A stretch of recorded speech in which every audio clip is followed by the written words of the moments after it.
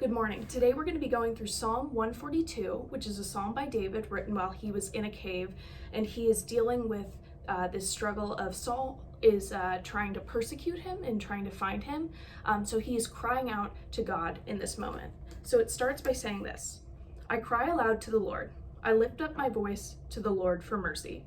I pour out before him my complaint. Before him I tell my trouble. So we see here that David is bringing his prayer before God. He doesn't know what to do. He doesn't know how to respond to this situation. So he's bringing this prayer, this complaint, this cry for mercy before God. So we see that he has such a close relationship with the Lord that he feels like he can tell God anything. And this prayer, this crying out to God, is not because God does not know David's struggles. In fact, God knows everything, but it's because David needs to vent. I don't know if you guys have ever had those moments where you've just needed to tell a friend about your day, about how you've been dealing with stuff. But here we see that David is telling God what he's struggling with. This is for David's benefit, not because God does not already know what is going on. So in verses 3 through 5, David continues. He says, when my spirit grows faint within me, it is you who watch over my way. In the path where I walk, people have hidden a snare for me. Look and see, there is no one at my right hand. No one is concerned for me. I have no refuge. No one cares for my life. I cry to you, Lord. I say, you are my refuge, my portion in the land of the living.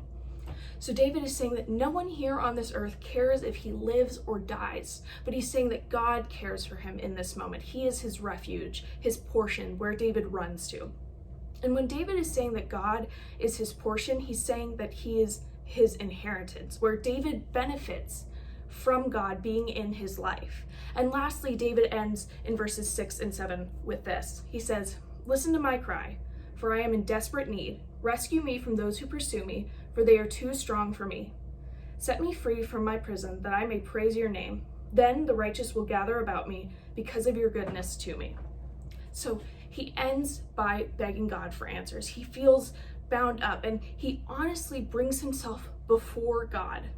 You know, I think sometimes we feel like we have to dress up our concerns or our prayers to God, where we say they're not that big of a deal. God, I know you're a sovereign and all-powerful God, so I get that you don't want to deal with this right now. So we bring our prayers before the Lord and try to dress them up as if they're not as big of a deal to us. But here we see that David is honestly bringing his prayer before the Lord.